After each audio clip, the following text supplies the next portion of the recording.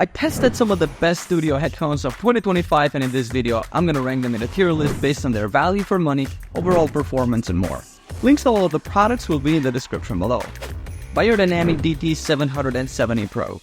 These headphones deliver incredible sound quality with a flat, smooth mid-range that ensures clear and natural vocals.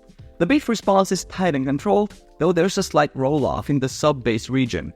The imaging performance is absolutely stellar. You can pinpoint exactly where each instrument is coming from in the mix. They're super comfortable with those velour ear pads, perfect for those long mixing sessions. I'm putting these in the God tier because they're just unbeatable for professional studio work and critical listening. Sony MDR7506. The sound quality here is seriously impressive with a well-balanced profile and punchy bass that doesn't overwhelm the excellent mid-range. What I love about these is how they reveal all those tiny details in the mix that you might have missed before. The build quality is pretty robust and they fold up nicely for portability. While they're not the most comfortable for super long sessions and the noise isolation could be better, I'm confidently placing these in the great tier for their incredible value and reliable performance in professional settings. Sennheiser HD650.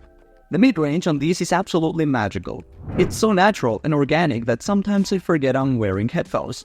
They're incredibly detailed and transparent, especially in the vocal range. The only real downsides are the somewhat narrow soundstage and the fact that they need proper amplification to really shine. Despite being an older model, they still hold up amazingly well, and that's why I'm putting them in the great tier. Audio-Technica ATH-M50x. The bass response on these is deep and tight, without getting muddy or artificial. They've really nailed the mid-range, making vocals and instruments stand out naturally. The detachable cables are super convenient and the build quality is solid. While they might not be the absolute most comfortable headphones out there, they are definitely above the average. Considering their versatility for both studio work and casual listening, I'm placing these in the great tier. HiFiMan Sundara. The planar magnetic drivers deliver incredibly fast and detailed sound with exceptional clarity in the mids and highs. The bass is slightly lean but well controlled, making these perfect for analytical listening. Though EDM fans might want more punch. While build quality has some issues, the comfort is great for long sessions, and they're surprisingly easy to drive despite being planars. Looking at the overall package and performance, I'm putting these in the good tier. They're fantastic for the price, but have some limitations that keep them from going higher. Sennheiser HD800S.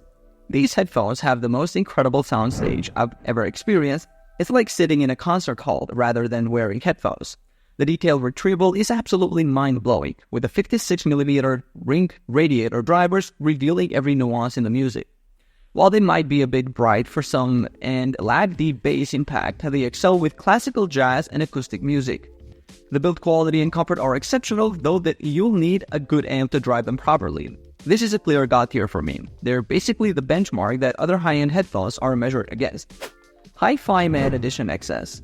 The soundstage on these is ridiculously wide and open, making them some of the most spacious sounding headphones in their price range. They have great technical performance with excellent detail retrieval, though there's a noticeable dip around 2 kHz that can make some vocals sound a bit distant. The build quality isn't the best, but they're relatively easy to drive and comfortable for most people. Considering the overall performance and minor quirks, I'm placing these in the good tier. They're impressive but not quite perfect. Beyerdynamic DT 990 Pro. The open back design creates an impressively spacious soundstage that's great for mixing and mastering work. There's a noticeable treble emphasis that can be a bit sharp for some listeners, but the detailed retrieval is excellent. The build quality is tent-like with replaceable parts, though the non-detachable cable is a bummer, and the 250 ohm impedance means you'll need an amp to drive them properly. Taking everything into account, these land in good tier. They're fantastic studio workhorses with some limitations that keep them from reaching higher. AKG K371. The bass response is quite meaty, giving play of oomph at the lower end, which works great for electronic and hip-hop genres. However, the bass shelf from 20Hz to 100Hz can be polarizing, sometimes making tracks sound boomy and unbalanced. The comfort is decent with plush ear pads, but the ear cup connectors feel a bit flimsy, and noise isolation could be better. For the price point, I'm putting these in average tier since they're decent for casual listening, but that bass boost holds them back from being truly neutral studio monitors. Sennheiser HD560S. These deliver incredibly flat frequency response with outstanding clarity throughout the mid-range and treble frequencies. The open back design creates an expansive soundstage with excellent instrument separation, though they do leak sound significantly. The 120 ohm impedance means you might need an amp to drive them properly, but the neutral sound signature makes them perfect for critical listening and mixing work. Given their exceptional reference, sound quality, and reasonable price point, I'm confidently placing these in the great tier. They're a fantastic choice for serious audio work. Philips Fidelio X2HR. The soundstage is impressively wide and expansive, making them feel more like speakers than headphones. There's a slight recession in the mid-range that adds spaciousness, while the treble can be inconsistent, sometimes showing peaks that introduce sibilance. The build quality is solid, but the sound has a warmth that isn't ideal for studio work, with some roughness and grain in the tone. While they're enjoyable for casual listening, I'm putting these in the average tier, since they color the sound too much for professional applications. Sennheiser HD490 Pro. The sound profile is neutral and open with precise treble reproduction and powerful but controlled bass thanks to their special low-frequency cylinder system. They're remarkably lightweight at 260 grams, while still feeling sturdy, and the swappable ear pads are a nice touch. The vocals and guitars sound pleasant below 5 kHz, though they can be a bit unforgiving with poorly mastered tracks.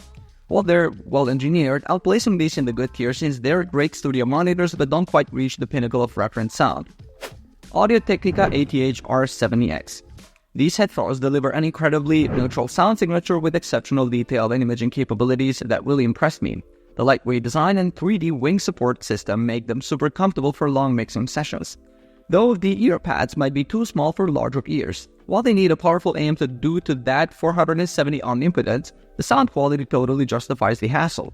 We're talking about precise instrument separation and natural tonality that works amazingly well for acoustic music and vocals.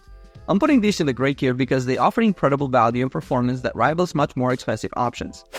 Sennheiser HD650. Oh man, these are just something else entirely. The frequency response is practically perfect, with a warm yet incredibly detailed sound that makes every genre shine. The build quality is rock solid and they're so comfortable you'll forget you're wearing them. What really sets these apart is how they handle different types of music, whether it's classical, rock, or electronic. Everything just sounds right, with exceptional imaging and a natural soundstage that makes live recordings come alive. Definitely placing these in the God tier. They've earned their legendary status and continue to be the benchmark that other headphones are measured against. Beyerdynamic DT 1990 Pro. These deliver an exciting V-shaped sound signature with impressive instrument separation and excellent low-end quality. The build quality is fantastic and you get 2 sets of pads to tweak the sound signature. However, there's that notorious treble spike around 8.5 kHz that can make some tracks pretty harsh on the ears. The bass response is clean and detailed, making them great for modern music production, but that treble peak might be a deal breaker for some users. Placing these in the good tier because while they're excellent for certain applications, they're not as versatile as some other options. Beyerdynamic Amiron. While these headphones offer good clarity and detail in the highs with decent bass extension, they have some serious consistency issues. The fit tends to leave gaps around the ears, which affects both comfort and sound quality, and the frequency response varies significantly between users. They do have a fairly well-balanced sound overall, but the inconsistent performance and awkward fit make them hard to recommend for professional use. I'm putting these in the average tier because while they're not bad headphones, there are better options available at this price point. AKG K240. These semi-open cans have incredible mids that make vocals and guitars sound super realistic and engaging. The resolution is mind-blowing for the price point, with excellent separation that lets you hear every detail in the mix. However, they're pretty bass-light and need quite a bit of power to drive properly with their 91 decibel sensitivity. I love how they handle Motown and classic genres, but they might disappoint if you're looking for that modern bass-heavy sound. After spending time with these, I'm putting them in the average tier. They're great for the price but have some clear limitations. Audeze LCDX. The bass response on these is absolutely incredible, deep, textured, and precise without ever getting muddy. The treble has this perfect balance where it's detailed but never gets harsh or sibilant. While the mids are slightly recessed in the 1.5 to 5 kHz range, the overall technical performance is outstanding with amazing soundstage and detailed retrieval. My only real gripes are the hefty 612 grams weight and that upper mid-range dip.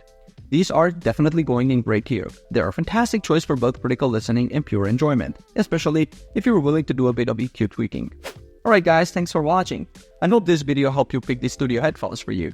If you have any questions, drop a comment below. Links to all of these products mentioned in this video will be in the description. Alright, peace out.